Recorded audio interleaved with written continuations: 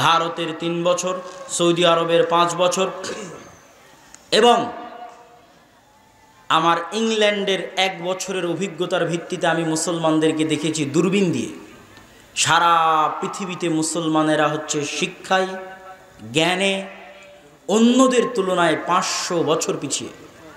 আমি কিছু বক্তব্যে বলেছি, অন্য বক্তব্যে বিস্তারিত আলোচনা করিনি, তবে একদিন করব যে মুসলমানেরা 2টা কারণে পরাধীন, এক জ্ঞানের কারণে আর একটা হচ্ছে সুদী অর্থনীতির কারণে। এগুলোর উপর বিস্তারিত আলোচনা কোনো দিন হবে ইনশাল্লাহ, সেই দিন আপনারা দেখবেন, জানবেন, শুনবেন। কিন্তু সংক্ষিপ্ত আকারে আমি দেখেছি মুসলমানেরা শিক্ষায় পিছিয়ে। যারা মধ্যপ্রাচ্যের মুসলমান তাদের লক্ষ্য উদ্দেশ্য বিনোদন আর পর্যটন। কে দিয়েছে বুদ্ধি যে বিনোদন দিয়ে ইনকাম করতে হবে? শিক্ষায় কোনো ইনভেস্ট নাই, জ্ঞানে কোনো ইনভেস্ট নাই। বিল্ডিং বানাও, পর্যটন শিল্প গড়ে তোলো, সেখানে ইনভেস্ট। আর আমি ইংল্যান্ডে দেখেছি, ইউকেতে দেখেছি, তাদের ইনভেস্ট মানেই শিক্ষা। ইংল্যান্ডে তেলও নাই, ইংল্যান্ডে গ্যাসও নাই। আমেরিকাতে তেলও নাই, আমেরিকাতে গ্যাসও নাই। পৃথিবী শাসন করে কি দিয়ে ভাই? আমেরিকা, ইংল্যান্ডের অক্সফোর্ড আছে, ক্যামব্রিজ আছে, হার্ভার্ড আছে, নাসা আছে। মুসলমানদের চেয়ে 500 বছর জ্ঞান বিজ্ঞানে এগিয়ে আছে। জ্ঞান বিজ্ঞান বিক্রি করেই তারা পৃথিবী শাসন করছে। হাড়ে হাড়ে অনুভব করে দেখে এসে আপনাকে বলছে। গাড়িতে উঠলে দেখবেন বই পড়ছে, পার্কে গেলে দেখবেন বই পড়ছে, ট্রেনে উঠলে দেখবেন বই পড়ছে। মাঝে মধ্যে তাদের বই পড়ার ছবি উঠিয়ে আমি আমার 2 ভাই আব্দুর রহমান এবং আব্দুর রহিমকে পাঠাতাম। একদিনে এক স্টেশনে পরপর 3টে ট্রেন মিস হওয়ায় ওই ট্রেনে প্রচুর ভিড় হয়েছে। ভিড়ের মধ্যে 2 বগির মাঝে যে ফাঁকা জায়গা থাকে, ওই ফাঁকা জায়গায় ভিড়ের মধ্যে দাঁড়িয়ে থেকে 2 জন যুবক বই পড়তেছে। ওটারও ছবি তুলে আমি আব্দুর রহমান আর আব্দুর রহিমকে পাঠিয়েছিলাম যে দেখো এরা কি দিয়ে পৃথিবী শাসন করে। এদের অন্তরে ঈমান নাই, এদের গায়ে কাপড় নাই, কিন্তু তারা বই পড়তে অভ্যস্ত। এই শিক্ষা, এই জ্ঞান দিয়ে তারা পৃথিবী শাসন করছে। আর আমাদের মুসলমানদের অবস্থা, মধ্যপ্রাচ্যের মুসলমানদের অবস্থা তো বললামই। এই জন্য আগেই বক্তব্যে বলে নিলাম যে ভাই এগুলো করে মুসলমানদের বিজয় হবে না। এটা শিক্ষার দিন, জ্ঞানের দিন। ঈমান, আমল, আকীদায় পরিবর্তন না আসলে বিজয় হবে না। আর আমাদের বাংলাদেশের অবস্থা দেখেন, বাংলাদেশের যত বড় বড়, যদি যারা দায়িত্বে আছে তাদের কথা বলেন, টাকা আসলেই রাস্তা তৈরি করতে হবে, ব্রিজ কালভার্ট নির্মাণ করতে হবে, সেতু ফ্লাইওভার নির্মাণ করতে হবে। শিক্ষার জন্য কোনো প্রজেক্ট নাই, জ্ঞানের জন্য কোনো প্রজেক্ট নাই। আর যদি মসজিদ কমিটির কাছে যান, তাহলে মসজিদ কমিটির কাছে টাকা আসলে এসি লাগাতে হবে, ছাদ ঢালাই করতে হবে, টাইলস লাগাতে হবে। শিক্ষার জন্য কোনো বাজেট নাই। ওই মসজিদের কমিটি আপনি আমেরিকানদের করে দেন, ইউরোপিয়ানদের করে দেন, মসজিদের ফান্ডে যদি 10 টাকা থাকে তাহলে 10 টাকার 5 টাকা আমেরিকানরা আগে শিক্ষায় ব্যয় করবে। ভাই যেই মসজিদ আপনি এসি দিয়ে তৈরি করছেন, ওই মসজিদের আশেপাশে তো গাঞ্জাখোর, মদখোরে পরিপূর্ণ হয়ে গেছে। মসজিদ স্বর্ণ দিয়ে বানিয়ে কি করবেন? যেখানে মসজিদের আশেপাশে সব গাঞ্জাখোর, মদখোর, জুয়া, অনলাইনে জুয়া, মোবাইলে জুয়ায় পরিপূর্ণ হয়ে গেছে, ওই মসজিদ স্বর্ণ দিয়ে বানিয়ে কি করবেন? আপনি ওই মসজিদে 10টা টাকা থাকলে 5টা টাকা শিক্ষায় ব্যয় করেন। মসজিদ না থাকলেও মানুষ খোলা মাঠে সালাত আদায় করবে। মুসলমানদের এই ভয়াবহ অবস্থা দেখেই আমার এই প্রতিজ্ঞা নেওয়া যে মুসলমানদের শিক্ষার জন্য কাজ করতে হবে। নওগাঁ, জয়পুরহাট থেকে যত উত্তরে যাবেন তত মসজিদে মক্তব নাই। যে কয়েকটা মসজিদে মক্তব আছে সেগুলো অবহেলিত প্রতিষ্ঠান। বড় বড় প্রতিষ্ঠান দিয়ে সারা বাংলাদেশে পরিবর্তন আনা সম্ভব নয়। বড় বড় প্রতিষ্ঠান, সেটা যত বড় মাদ্রাসাই হোক, সারা বাংলাদেশের 2% ছেলে মেয়ে ওখানে পড়তে যায়, বাকি 98% মুসলমানের সন্তান। এরা দিন শিখবে কোথায়? এই একদিনের জালসা দিয়ে দিন শেখা সম্ভব? তাহলে এই সন্তানেরা যদি দিন না শিখে, এদেরকে শিক্ষা কে দিচ্ছে জানেন? আপনার সন্তান আপনি জন্ম দিয়েছেন, শিক্ষা দিচ্ছে ইবলিস। আমি দেখে এসেছি, সন্তান জন্ম দিবেন আপনি, সন্তানকে শিখাবে ইবলিস। আমার বহু বক্তব্যে তার উপর বিস্তারিত বলা আছে যে ইউরোপের অবস্থা কি, সেখানে সন্তান আপনি জন্ম দিবেন, শিক্ষা দিবে ইবলিস। আপনার দেশে ওই অবস্থা হতে যাচ্ছে। সন্তান আপনি জন্ম দিচ্ছেন, টাকা দিয়ে মসজিদ বানাচ্ছেন, কিন্তু আপনার সন্তান পড়ছে ব্রাকে, আপনার সন্তান পড়ছে খ্রিস্টান মিশনারির স্কুলে। কেননা শিক্ষার ব্যবস্থা আপনার কাছে নাই। সারা বাংলাদেশে সবচেয়ে শ্রেষ্ঠ স্কুল খ্রিস্টানদের পরিচালিত। আজও এখনো শ্রেষ্ঠ স্কুল তারা পরিচালনা করছে, কেন? তারা জানে শিক্ষা কী জিনিস, শিক্ষার মূল্য কী। ব্রাকের ওয়াকফ করা জমি নাই, বিল্ডিং নাই, কিন্তু ব্রাক সারা বাংলাদেশে হাজার হাজার স্কুল পরিচালনা করছে ভাড়া জমিতে, ভাড়া টিন ভাঙ্গা টিন দিয়ে ভাড়া জমিতে পরিচালনা করছে। আর মুসলমানদের লক্ষ লক্ষ মসজিদ থাকার পরও, হাজার হাজার মসজিদ থাকার পরও এই সমস্ত মসজিদগুলোতে দিনের দাওয়াতি কাজ নাই। সম্মানিত উপস্থিতি, এই জন্য আমরা মসজিদ ভিত্তিক দিন শিক্ষা কার্যক্রমকে জোরালো করার জন্য, শক্তিশালী করার জন্য সারা দেশে দাওয়া ইলাল্লাহর অধীনে যে দাওয়াতি সফর চলছে তারই অংশ হিসেবে আমরা চেয়েছি যে আমাদের প্রোগ্রামগুলো ফি সাবিলিল্লাহ হোক। যদি তোমরা পিঠ প্রদর্শন করে ফিরে যাও তাহলে তোমরা ক্ষতিগ্রস্তদের অন্তর্ভুক্ত হবে। উত্তরে মূসা আলাইহিস সালামের জাতি কি বলল? ক্বালু ইয়া মূসা ইন্না ফিহা কওমান জাব্বারিন। তারা উত্তরে বলল, মূসা, ওখানে তো শক্তিশালী জাতি বসবাস করে, ওদের সাথে আমরা যুদ্ধে পারবো না। ওয়া ইন্না লান নাদখুলাহা হাত্তা ইয়াখরুজু মিনহা, যতক্ষণ না তারা সেখান থেকে বের হয়ে যায় ততক্ষণ আমরা প্রবেশ করতে পারবো না। ফাইন ইয়াখরুজু মিনহা ফাইন্না দাখিলুন, যদি এই শক্তিশালী জাতি ওখান থেকে স্বেচ্ছায় বের হয়ে যায় আমরাও তাহলে সেখানে প্রবেশ করব। আপনি আজকের অবস্থার সাথে মিলিয়ে নেবেন, আজকের অবস্থার সাথে হুবহু মিল আছে। সেই দিন মূসা আলাইহিস সালামের জাতি যা বলেছিল, কি বলেছিল? মূসা, আমরা ওই শহরে প্রবেশ করতে পারবো না, ওখানে শক্তিশালী, পৃথিবীর সবচেয়ে শক্তিশালী জাতি বসবাস করে, পৃথিবীর সবচেয়ে অত্যাধুনিক অস্ত্র তাদের কাছে আছে, আমরা প্রবেশ করতে পারবো না। আর এক আয়াতে আল্লাহ বলেছেন, তারা কি উত্তর দিয়েছিল জানেন? আর এক আয়াতে আল্লাহ সুবহানাহু ওয়া তাআলা বলছে, তারা মূসা আলাইহিস সালামকে উত্তর দিয়েছিল, ইন্না লান নাদখুলাহা আবাদাম মা দামু ফিহা ফাযহাব আনতা ওয়া রাব্বুকা ফাকাতিলা ইন্না হাহুনা কাঈদুন। মূসা, আপনি আর আপনারা আল্লাহ গিয়ে যুদ্ধ করেন, আমরা এখানে বসে থাকলাম। ওরা শক্তিশালী জাতি, অত্যাধুনিক অস্ত্র আছে তাদের কাছে, আমরা যেতে পারবো না। আপনি আর আপনার আল্লাহ গিয়ে যুদ্ধ করেন, আমরা বসে থাকলাম। তবে দুইজন ব্যক্তি যুদ্ধ করতে রাজি হয়েছিল, তাদের কথা আল্লাহ কোরআনে বলেছে। কিভাবে বলেছে? ক্বালা রাজুলানি মিনাল্লাযীনা ইয়াখাফুনা, তাদের মধ্যে দুইজন ব্যক্তি যারা আল্লাহকে ভয় করত, আনআমাল্লাহু আলাইহিমা, যাদের উপর আল্লাহর দয়া ছিল, তারা কি বলল? উদখুলু আলাইহিমুল বাব, হে আমাদের জাতি, হে আমাদের সম্প্রদায়, তোমরা এই শহরে প্রবেশ করো। তোমরা ওরা শক্তিশালী দেখে ভয় পাচ্ছ কেন?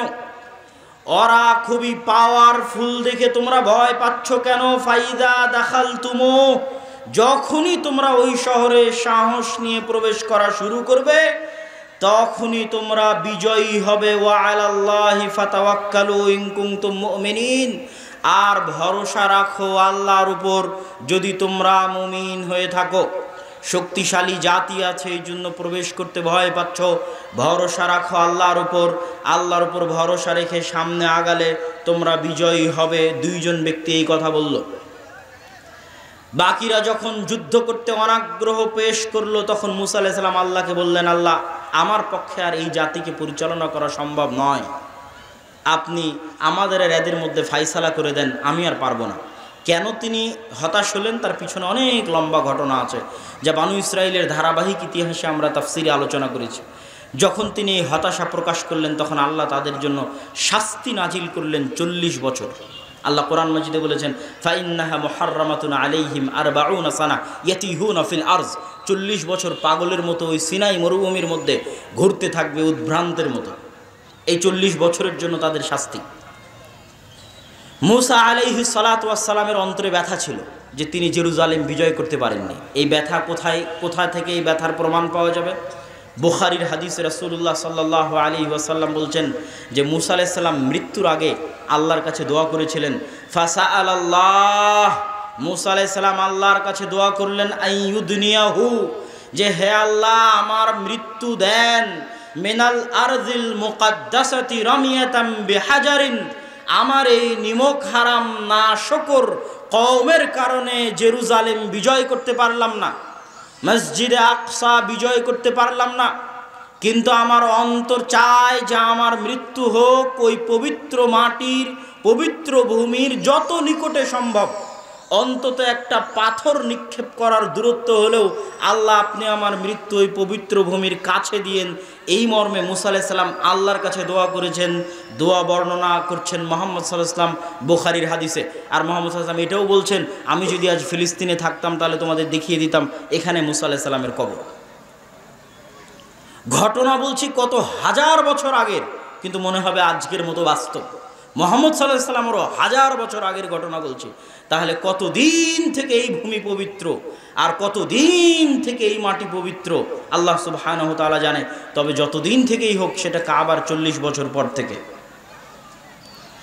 ওই যে দুইজন ব্যক্তি যারা যুদ্ধ করতে রাজি হয়েছিল, মূসা আলাইহিস সালামের মৃত্যুর পরে তাদের একজনকে আল্লাহ নবী বানিয়ে দিলেন। তাদের একজনের নাম হচ্ছে ইউশা বিন নুন। মূসা আলাইহিস সালাম খিজির আলাইহিস সালামের সাথে দেখা করার জন্য যাকে সাথে করে নিয়ে গেছিলেন তিনি ইউশা বিন নুন। ওনার একজন সফর সঙ্গী ছিল খিজির আলাইহিস সালামের সাথে সাক্ষাৎ করতে যাওয়ার জন্য, ওই সফর সঙ্গী হচ্ছে ইউশা বিন নুন। যে দুইজন যুদ্ধ করতে রাজি হয়েছিল তাদের একজন হচ্ছে ইউশা বিন নুন। ইউশা বিন নুনকে আল্লাহ নবী বানিয়ে দিলেন মূসা আলাইহিস সালাতু ওয়াস সালামের মৃত্যুর পরে। ইউশা বিন নুন নবী হওয়ার পরে 40 বছরের আযাব যখন শেষ হলো, 40 বছরের শাস্তি পেয়ে এদের ব্রেন দিমাগ ঠিক হয়েছে যে না, আল্লাহ যুদ্ধ করতে বলেছে, যুদ্ধ করতে হবে। ইউশা বিন নুনের নেতৃত্বে জেরুজালেম বিজয় অভিযান শুরু হলো আল্লাহর আদেশের 40 বছর পর। এই 40 বছরের মধ্যে মূসা আলাইহিস সালাম মারা গেছে।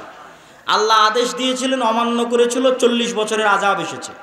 40 বছরের আযাব চলমান অবস্থাতেই মূসা আলাইহিস সালাম মারা যান। মূসা আলাইহিস সালামের মৃত্যুর পর নবী হয় ইউশা বিন নুন।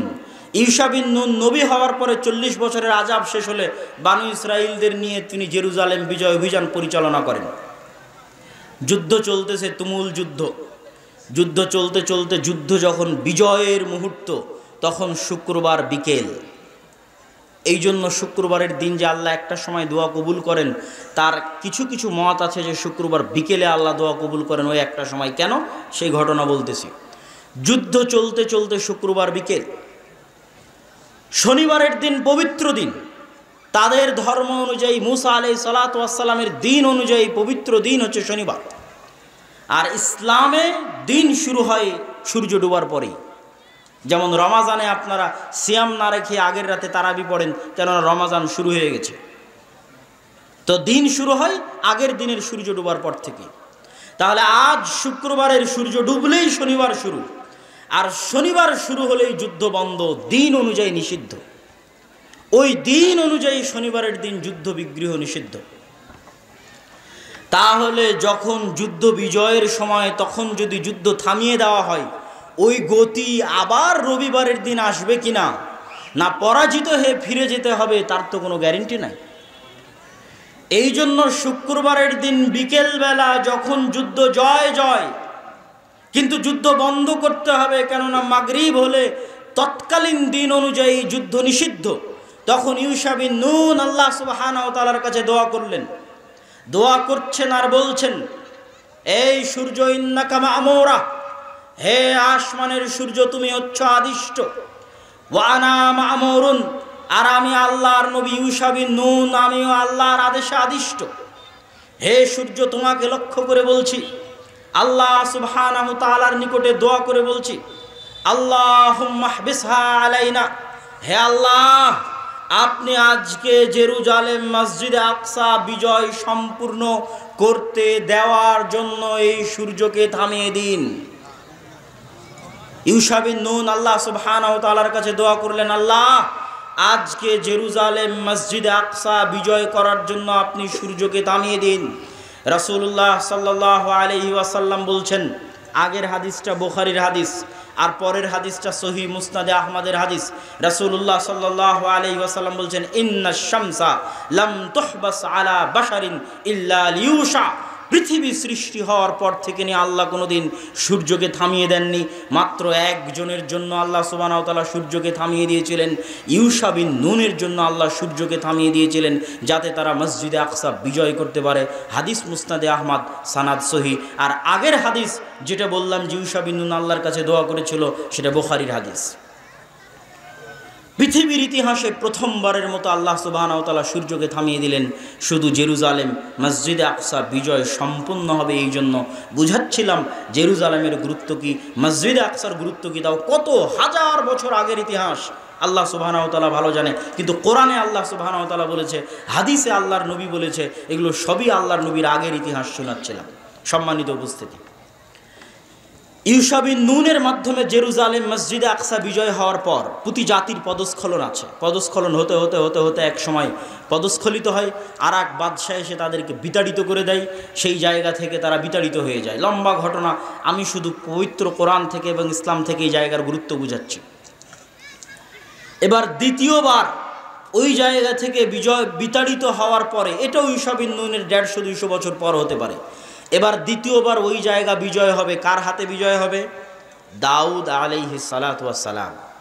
যেখানে পবিত্র কোরআনে আপনারা ইতিহাস পাবেন যে তলুত আর জালুতের ইতিহাস।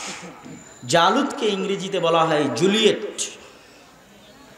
তখন যে নবী ছিল সেই নবীর নাম কোরআনে উল্লেখ করা নাই, কিন্তু তাওরাত, জাবুর, ইনজিলে ওই নবীর নাম, নবীর ঘটনা কোরআনে আছে। নবীর কথা পবিত্র কোরআনে আল্লাহ সুবহানাহু ওয়া তাআলা বলেছে। প্রায় পর 3 থেকে 4টা আয়াত এই বর্ণনায় আল্লাহ সুবহানাহু ওয়া তাআলা দিয়েছে। কিন্তু নবীর নাম তাওরাত, জাবুর, ইনজিলে আছে শামুয়েল। ওই নবী নির্ধারণ করলেন তালুতকে তাদের নেতা হিসেবে। আর এই যুদ্ধে আল্লাহ সুবহানাহু ওয়া তাআলা পরীক্ষা হিসেবে আদেশ জারি করলেন যে জেরুজালেম বিজয় করতে যেতে সামনে নদী পড়বে, এই নদী সাঁতরে পার হতে হবে। এই নদীর পানি যদি কেউ পান করে নেয় তাহলে তারা যুদ্ধে অংশগ্রহণ করতে পারবে না। নদীর পানি পান না করে ওপারে যেতে হবে। মুফাসসিরিন কেরাম বলছেন, আল্লাহ কোরআনে বলছে যে অল্প সংখ্যক মানুষ এই পরীক্ষায় পাশ করেছিল। সর্বোচ্চ 150, 200, 300 জন হতে পারে যারা শুধুমাত্র আল্লাহর পরীক্ষায় পাশ করে যুদ্ধে অংশগ্রহণ করতে গেছিল।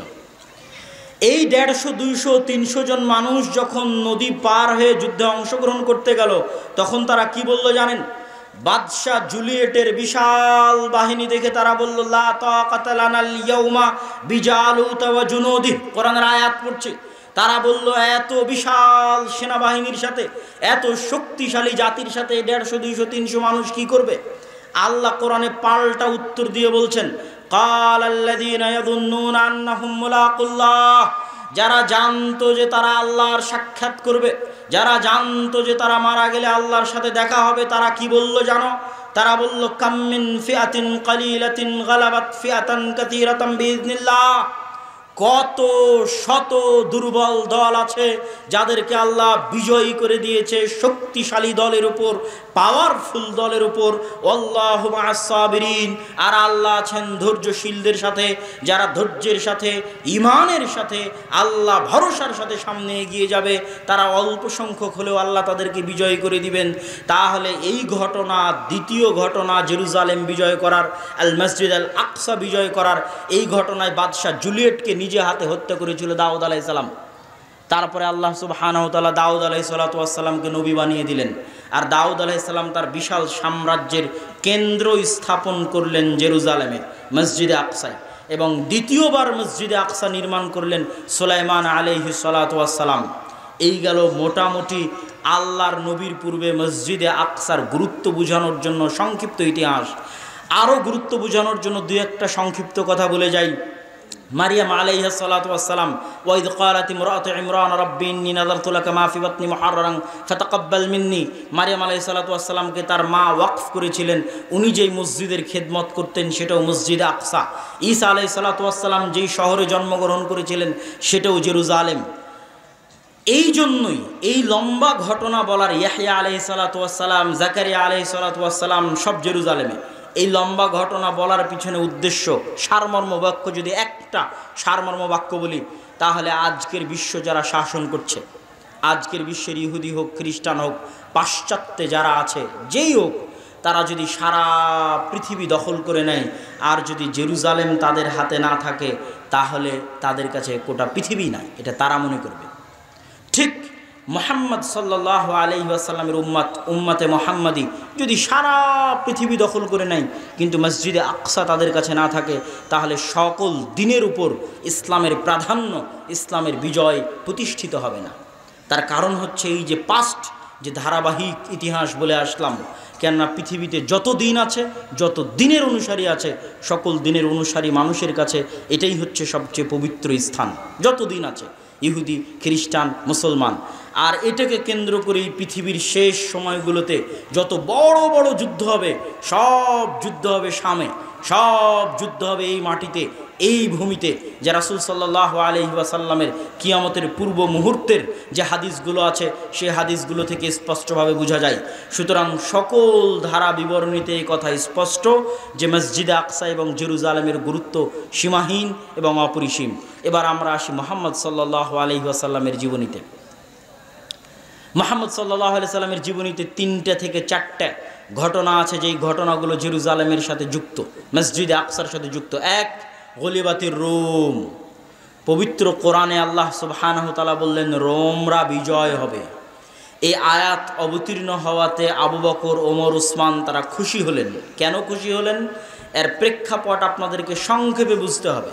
এর সংক্ষিপ্ত প্রেক্ষাপট হচ্ছে পারস্যের অগ্নিপূজকরা মসজিদে আকসা দখল করে নিয়েছিল, জেরুজালেম দখল করে নিয়েছিল। তাদের হাত থেকে যখন পারস্যরা অগ্নিপূজকরা যখন মসজিদে আকসা দখল করে নিয়েছিল তখন মক্কার মুশরিকরা খুশি হয়েছিল, আর মক্কায় থাকা মুহাম্মদ সাল্লাল্লাহু আলাইহি ওয়াসাল্লামের সাহাবীরা কষ্ট পেয়েছিল। আবার যখন রোমানরা, বাইজেন্টাইন রোমান সাম্রাজ্য, ইস্তাম্বুল, কনস্টান্টিনোপল, কুস্তুনতুনিয়া থেকে তারা এসে আবার যখন মসজিদে আকসা তাদের দখলে নিয়ে নিল, তারা হলো খ্রিস্টান, তখন মক্কায় থাকা মুসলমানরা হয়ে গেল খুশি। ঘটনা দেখেন, ঘটনাটা বুঝেন যে যখন পারস্যের অগ্নিপূজকরা মসজিদে আকসা দখলে নিচ্ছে, মক্কায় থাকা মুশরিকেরা খুশি, আর মক্কায় থাকা মুসলমানেরা কষ্ট পাচ্ছে। ঘটনা ঘটতেছে 1000 বছর, 1000 মাইল দূরে। এবার পারস্যের অগ্নিপূজকদের কাছ থেকে যখন রোমান খ্রিস্টানরা মসজিদে আকসার দখল নিচ্ছে, সেটার কথা আল্লাহ কোরআনে বলছে গলিবাতির রোম। আর মক্কায় বসে মুহাম্মদ সাল্লাল্লাহু আলাইহি ওয়াসাল্লাম খুশি হচ্ছে, মক্কায় বসে মুসলমানেরা খুশি হচ্ছে। ঘটনা কি? এখান থেকেই বোঝা যায় যে আকীদা যেটাই হোক, যদি মুসলমানদের হাতে থাকে তাহলে এটাতে খুশি হওয়া যাবে, এটাতে সহযোগিতা করা যাবে, এই চেষ্টায় সহযোগিতা করা যাবে। তার দলিল এখানে যে মুহাম্মদ সাল্লাল্লাহু আলাইহি ওয়াসাল্লাম অগ্নিপূজকদের হাত থেকে খ্রিস্টানদের কাছে মসজিদে আকসা থাকবে, এটাতে তিনি খুশি। দলিল কোরআনের আয়াত। এটা গেল 1। 2, সুবহানাল্লাযী আসরা বিআবদিহি লাইলাম মিনাল মাসজিদিল হারামি ইলাল মাসজিদিল আকসা আল্লাযী বারাকনা হাওলাহু। ওই সত্তার পবিত্রতা বর্ণনা করছি যিনি মক্কা থেকে তার বান্দা মুহাম্মদ সাল্লাল্লাহু আলাইহি ওয়াসাল্লামকে নিয়ে গেছেন মসজিদে আকসায়, যেই মসজিদে আকসার চারিদিকে বরকত দিয়ে ঘেরা আছে। আল্লাহু আকবার। আল্লাহ কোরআনে বলছেন আল মসজিদুল আকসা আল্লাযী বারাকনা হাওলাহু।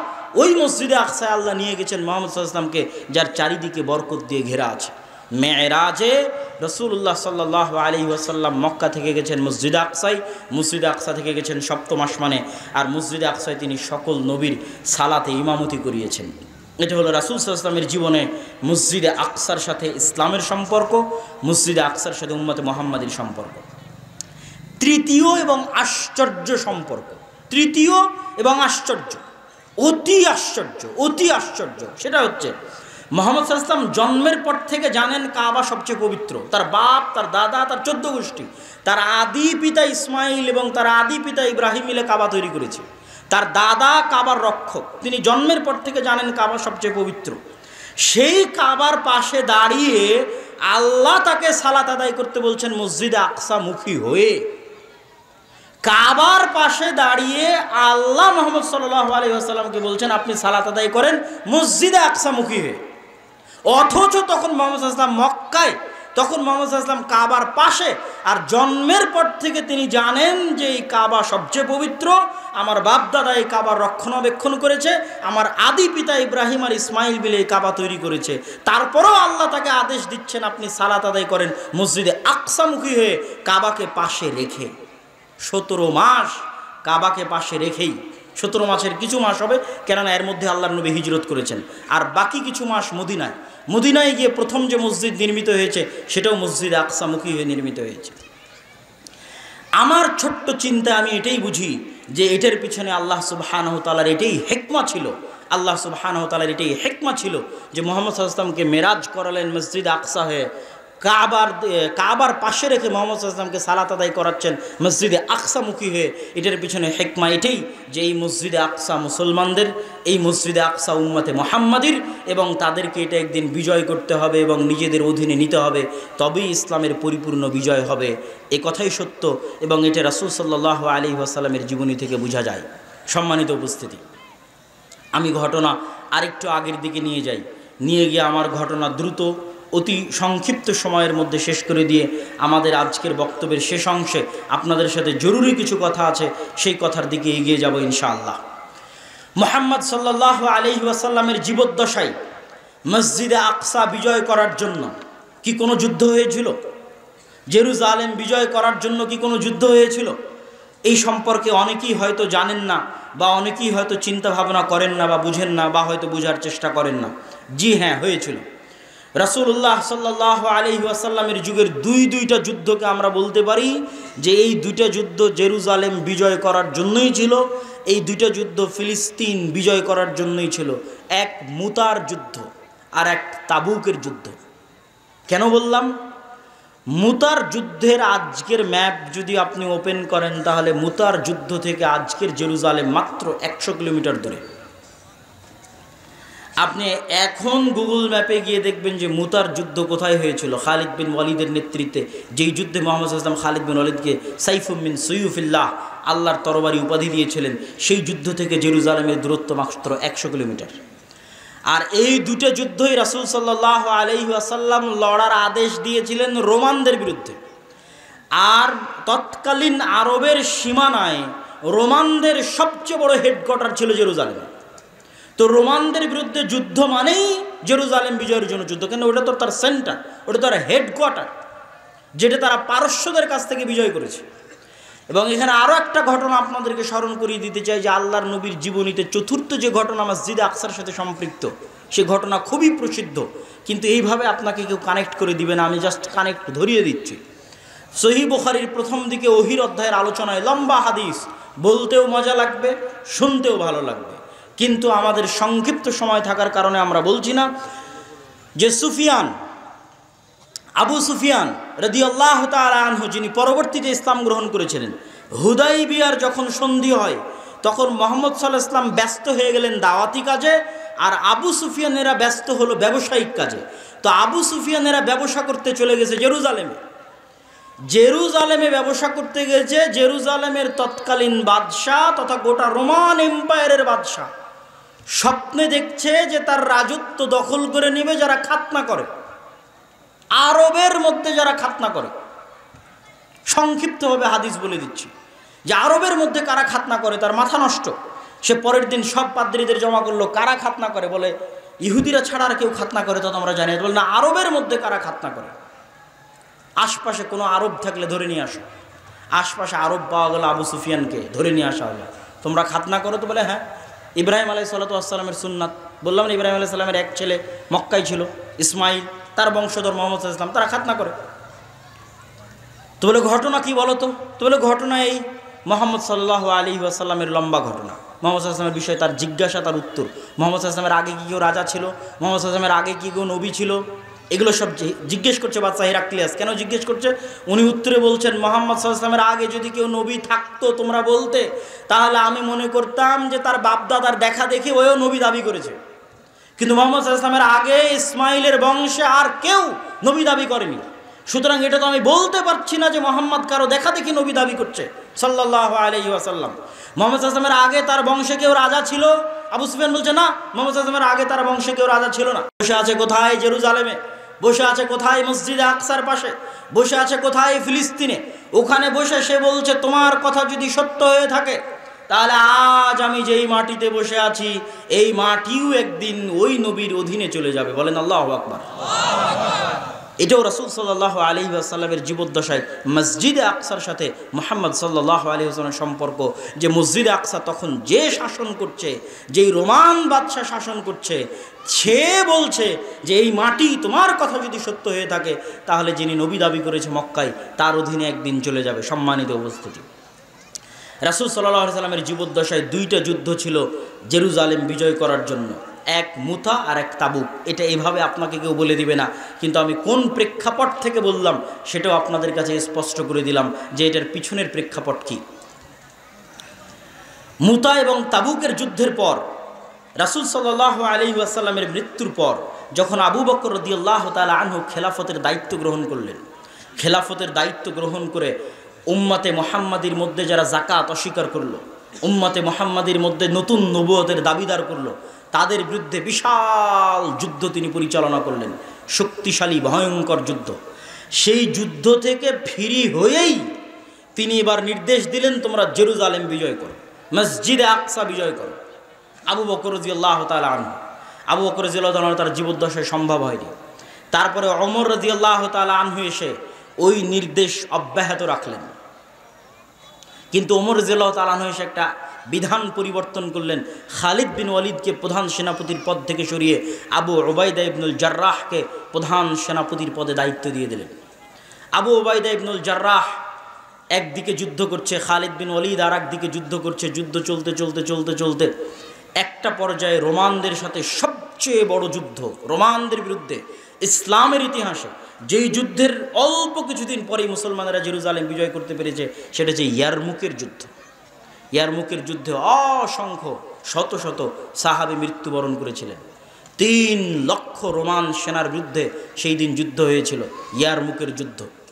ইয়ারমুকের যুদ্ধের দিন যদিও স্ট্যান্ডিং পোস্টে প্রধান সেনাপতি আছে আবু উবাইদা ইবনুল জাররাহ, কিন্তু আবু উবাইদা ইবনুল জাররাহ রোমানদের 3 লক্ষ বিশাল সেনাবাহিনীর সামনে মাত্র 12,000 সৈন্য নিয়ে যুদ্ধ করতে সাহস করছিলেন না।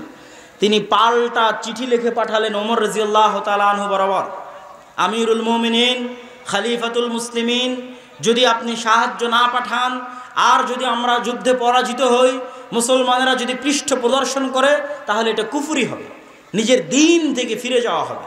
অতএব আপনি অনুগ্রহ করে দয়া করে মদিনা থেকে সাহায্য স্বরূপ সেনাবাহিনী পাঠান। ওমর রাদিয়াল্লাহু তাআলা আনহু সেনাবাহিনী না পাঠিয়ে পাল্টা চিঠিতে লিখে পাঠালেন। ওমর রাদিয়াল্লাহু তাআলা আনহু লিখে পাঠালেন, ফালা তুহাওবিলান্নাকা কাসরাতুহুম ওয়ালা তুওয়াহিশান্নাকা কিল্লাতাল মুসলিমিন ফাইন্নাল্লাহা মাআকুম ওয়া লাইসা কালিলাম মিনাল্লাযীনা কানাল্লাহু মাআহুম। ওমর রাদিয়াল্লাহু তাআলা আনহু পাল্টা একজন সৈন্য না পাঠিয়ে শুধু চিঠির উল্টা পিঠে লিখে পাঠালেন, তোমাদেরকে যেন রোমানদের সংখ্যাধিক্য ভীতি না দেয়, আর মুসলমানদের অল্প সংখ্যা যেন তোমাদেরকে চিন্তাগ্রস্ত না করে। জেনে রাখো, আল্লাহ যার সাথে আছে তারাই সংখ্যাধিক্য, আর আল্লাহ যার সাথে নাই তারা সংখ্যাধিক্য নয়। বলেন আল্লাহু আকবার।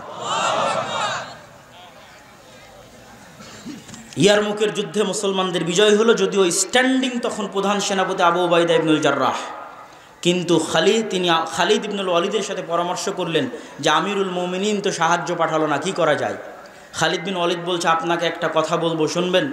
তো বলে, হ্যাঁ বলেন, শুনবো। বলে, আজকের জন্য আমাকে দায়িত্ব দেন, এই যুদ্ধ পরিচালনার আজকের একদিনের জন্য দায়িত্ব আপনি আমাকে দেন। যদিও আপনি প্রধান সেনাপতি, কিন্তু আজকে যুদ্ধ পরিচালনার দায়িত্ব আমার।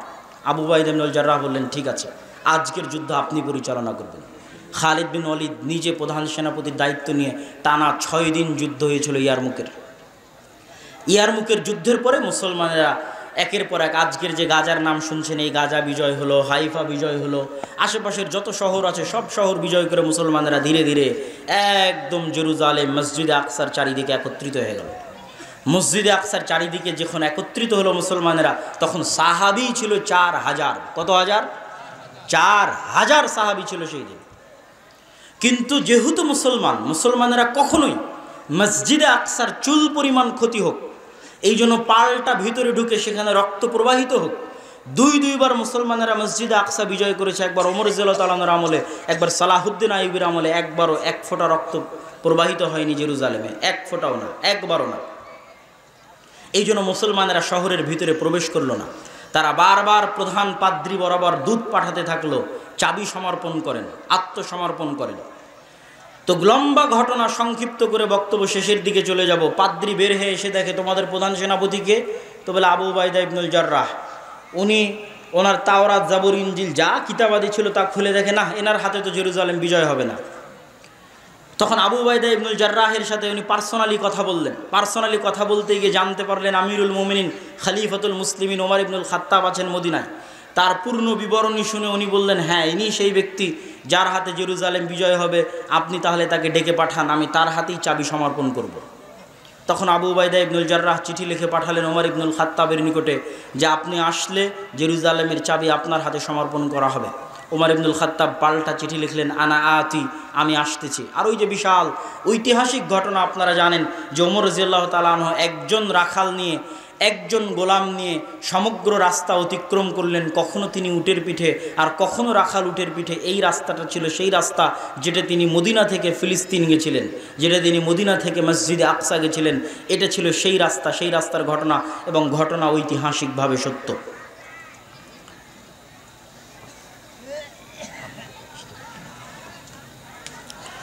সম্মানিত উপস্থিতি, ওমর রাদিয়াল্লাহু তাআলা আনহু যখন মসজিদে আকসার গেটের নিকটে গেলেন, জেরুজালেম শহরের নিকটে গেলেন, তখন আবু উবাইদা ইবনুল জাররাহ হন্তদন্ত হয়ে ছুটে আসতেছে ওমর রাদিয়াল্লাহু তাআলা আনহুর কাছে। কেন? তখন ওমর রাদিয়াল্লাহু তাআলা আনহু নিজে উটের রশি ধরে টানতেছেন, আর ওমর রাদিয়াল্লাহু তাআলা আনহু যেই উটের রশি ধরে টানতেছেন ওই উটের পিঠে বসে আছে রাখাল, আর ওমর রাদিয়াল্লাহু তাআলা আনহুর গায়ে জীর্ণ শীর্ণ জামা।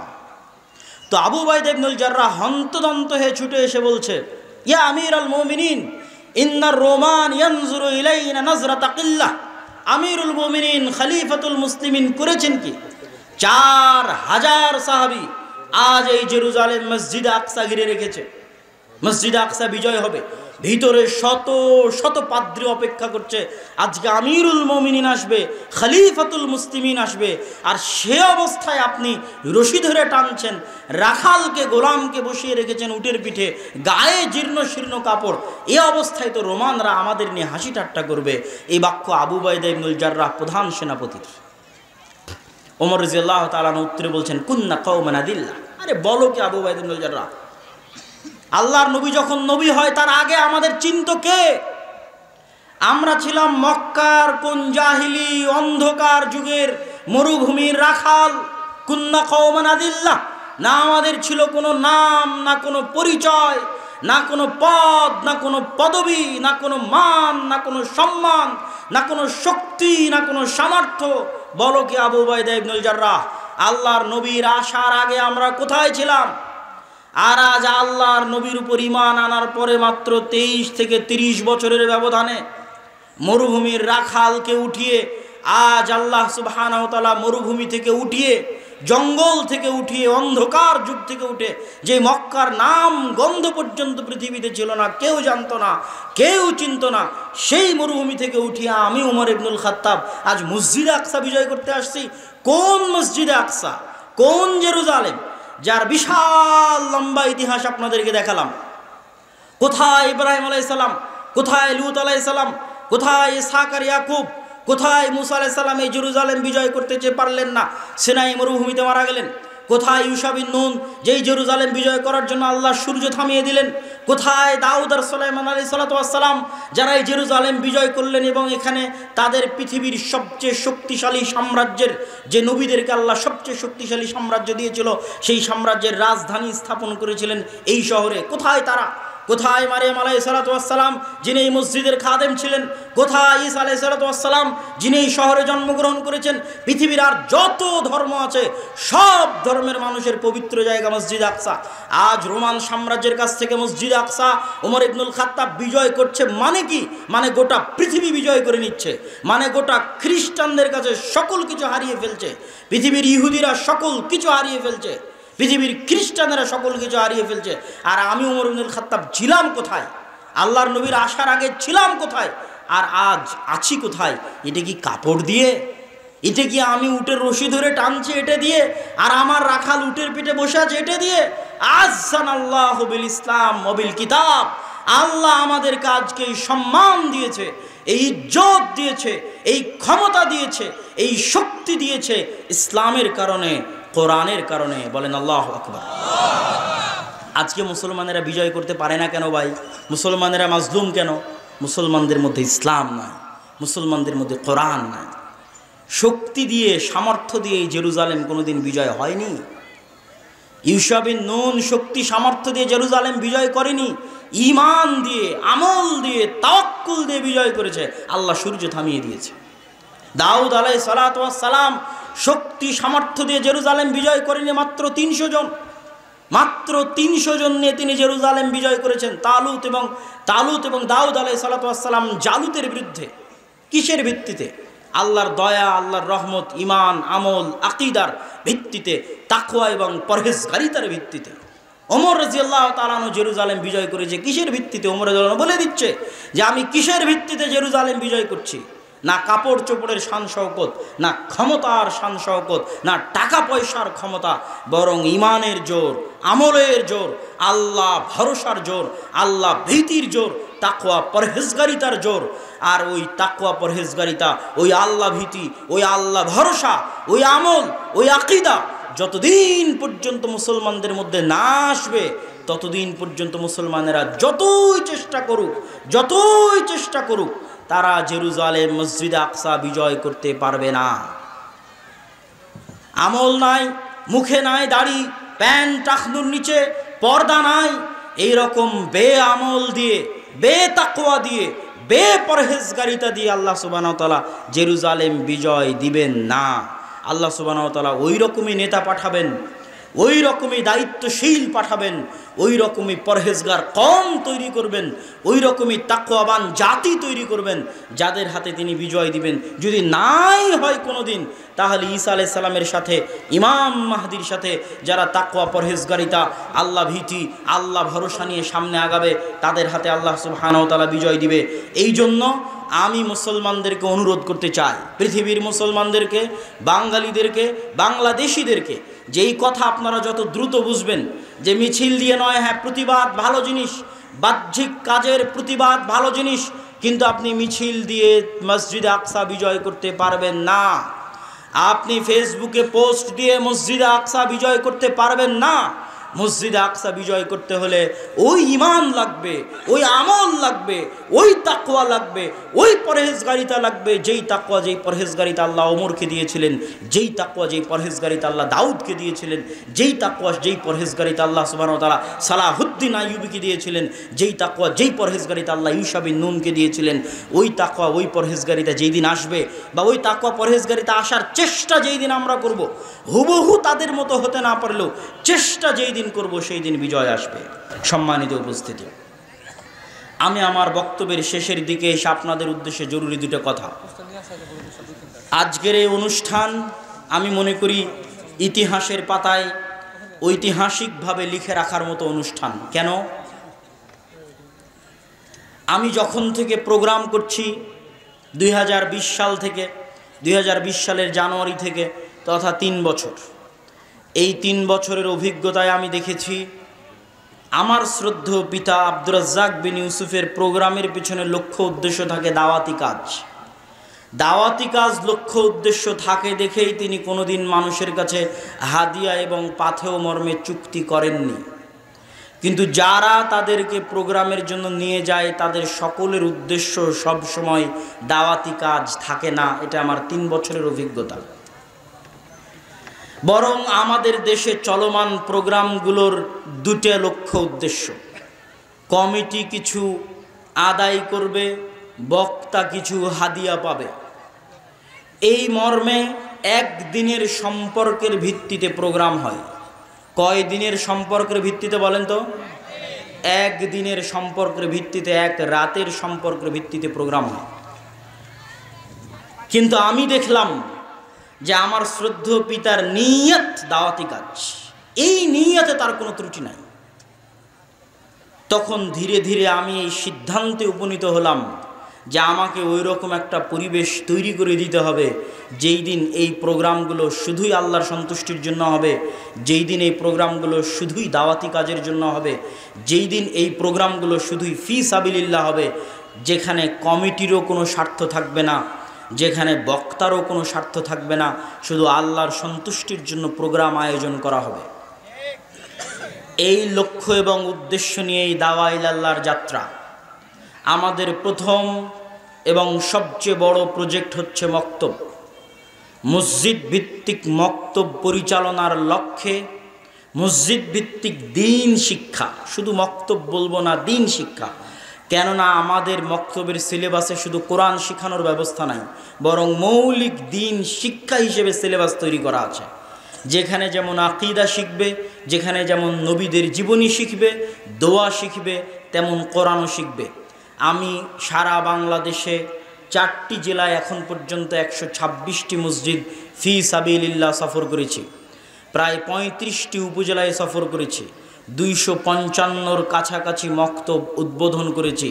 আলহামদুলিল্লাহ, আল্লাহর দয়া, আল্লাহর রহমতে সম্ভব হয়েছে।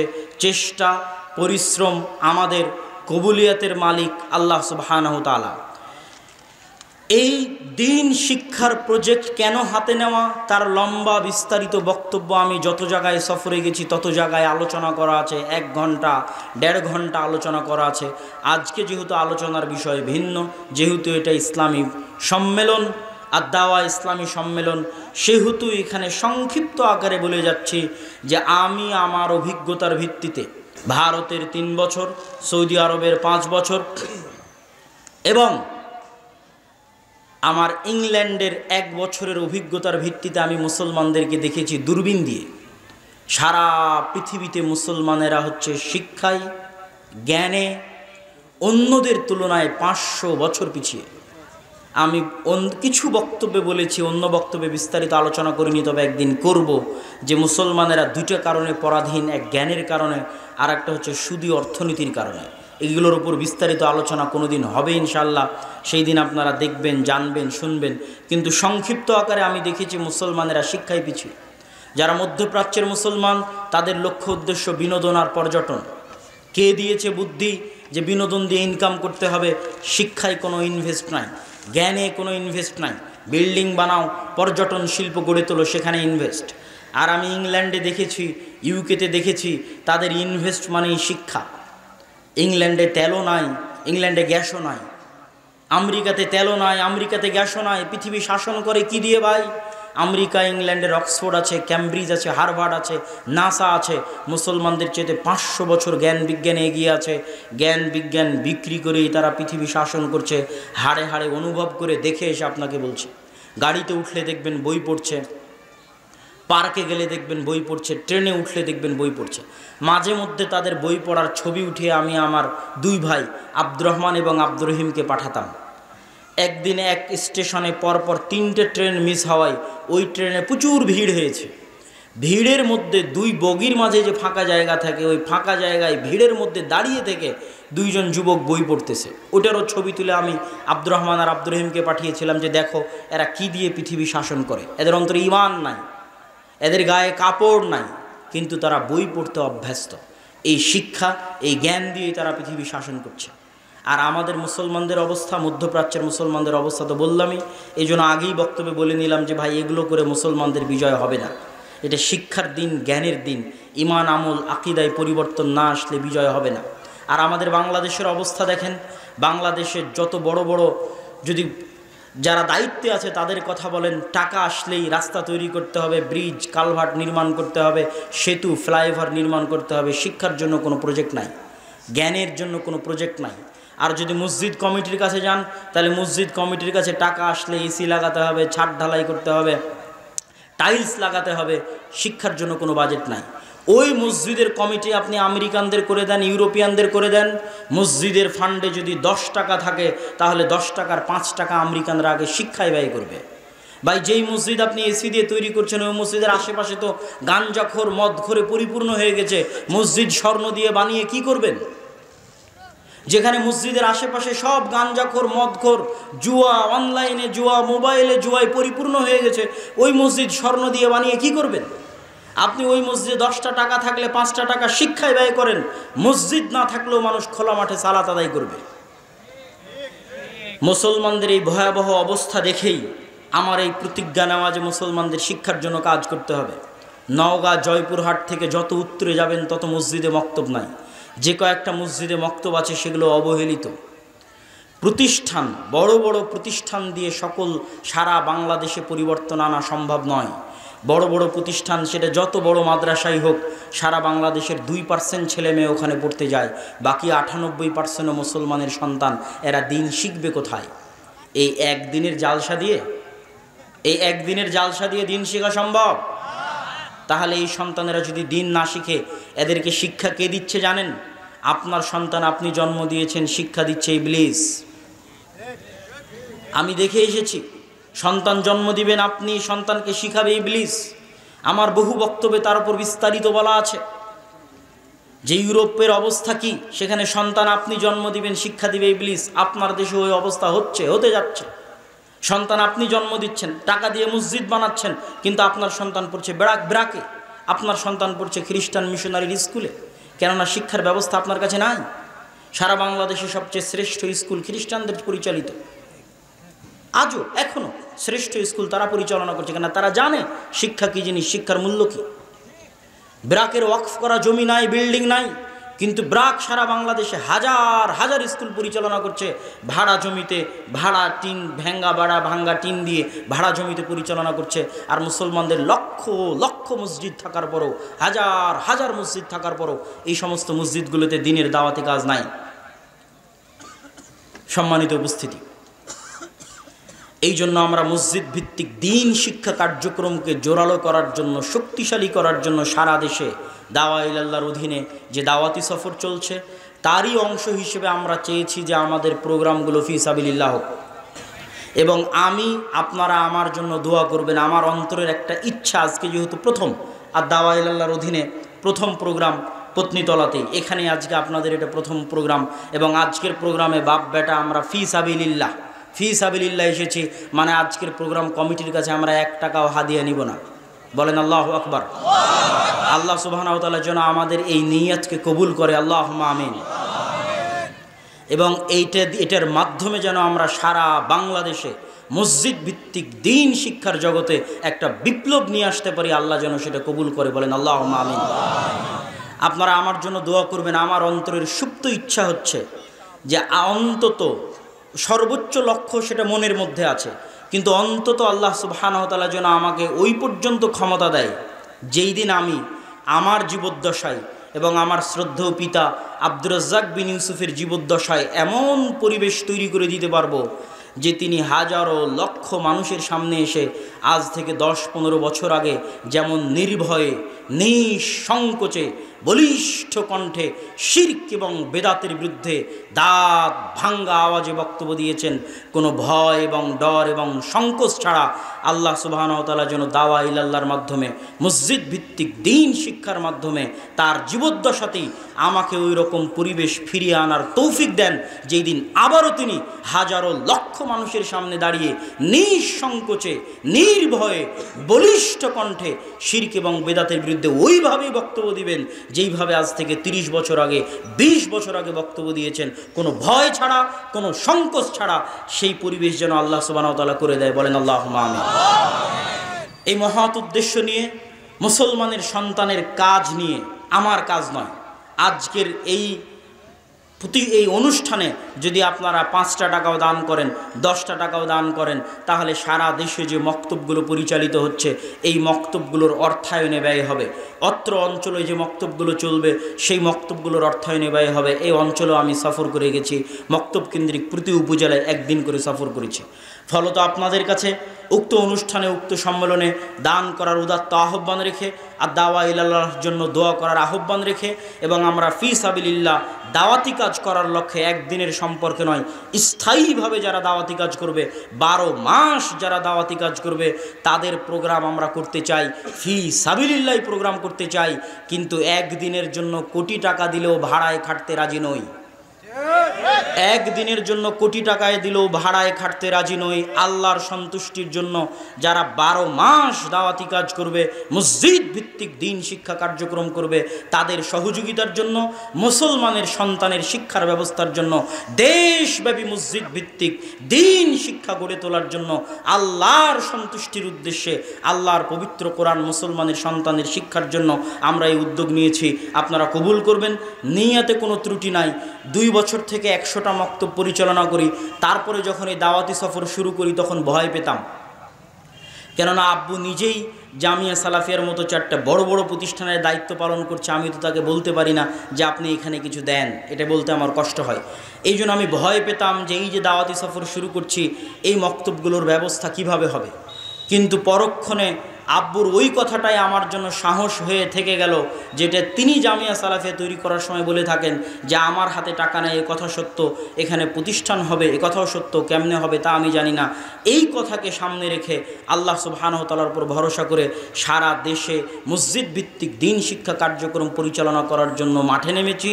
কেমনে এগুলো পরিচালিত হবে, কিভাবে পরিচালিত হবে, কার অর্থায়নে পরিচালিত হবে তা আমি জানি না, তবে এতটুকু বিশ্বাস করি যে এটা হবেই হবে এবং আল্লাহ সুবহানাহু ওয়া তাআলা এটাতে সহযোগিতা করবে। কেননা আমার নিয়তে চুল পরিমাণ ত্রুটি নাই। মুসলমানদের দুঃখ কষ্ট দেখেই, ইংল্যান্ড এবং ইউরোপে মুসলমানদের দুঃখ কষ্ট দেখেই, লিবিয়া থেকে যে সমস্ত নৌকা ছেড়ে যায়, বাতাসে ফুলানো নৌকা, যেই নৌকাগুলোতে সব মুসলমান থাকে 200-300, একদম রোহিঙ্গাদের মতো, শুধু ইউরোপে একটু আশ্রয় নেওয়ার জন্য এই সমস্ত মুসলমানেরা ইউরোপে গিয়ে হয় ট্যাক্সি ড্রাইভার হয়, না হলে হোম কেয়ারের জব করে, না হলে কোনো দোকানদার হয়। এরা সামাজিকভাবে বড় কোনো দায়িত্ব পালন করতে পারে না। মুসলমানদের এই নিম্ন অসহায় অবস্থা দেখেই মুসলমানদের শিক্ষায় ব্যাপক পরিবর্তন লাগবে, রুট লেভেল থেকে পরিবর্তন লাগবে। আর মসজিদগুলো থেকে মক্তব উঠে যাচ্ছে, দিন শিক্ষা অন্যরা নিয়ে চলে যাচ্ছে, মুসলমানের সন্তানের শিক্ষা অন্যরা নিয়ে চলে যাচ্ছে। এই কষ্ট থেকেই আল্লাহর সন্তুষ্টির উদ্দেশ্যে আমরা এই উদ্যোগে মাঠে নেমেছি। আল্লাহ সুবহানাহু ওয়া তাআলা যেন এটিকে কবুল করে, আল্লাহুম্মা আমিন। এই দাবি, এই দোয়া আপনাদের কাছে রেখে আপনাদের জন্য একটি বিশেষ অনুরোধ, যে যারা আপনারা দাওয়া ইলাল্লাহর এই মক্তবগুলোতে মাসিক অথবা বাৎসরিক, যে প্রতি মাসে আমি একটি মক্তব পরিচালনা করতে চাই এই মর্মে, অথবা বাৎসরিক যারা সহযোগিতা করতে চান, তারা আমাদের মক্তবের জন্য যে স্টল আছে, সেখানে আমাদের দায়ী, স্টলটা কোথায়? সামনে ওই সাইডে আমাদের দায়ী মুসলিহুদ্দিন বসে আছে। আপনারা যাওয়ার সময় সেখানে দেখা করবেন এবং সেখানে আপনাদের নাম যারা আগ্রহী তারা অবশ্যই লিখে দিয়ে যাবেন। আল্লাহ সুবহানাহু ওয়া তাআলা কবুল করুক। এই বলে আমি আমার সংক্ষিপ্ত বক্তব্য এখানেই শেষ করছি। ওয়া আখিরু দাওয়ানা আনিল হামদুলিল্লাহি রাব্বিল আলামিন। আসসালামু আলাইকুম ওয়া রাহমাতুল্লাহি ওয়া বারাকাতুহু। আলহামদুলিল্লাহ, জাযাকুমুল্লাহু খাইরান জাযা। সম্মানিত উপস্থিতি, আমরা দীর্ঘক্ষণ যাবৎ অতীব জ্ঞানগর্ভ মূলক আলোচনা শুনে আসছি।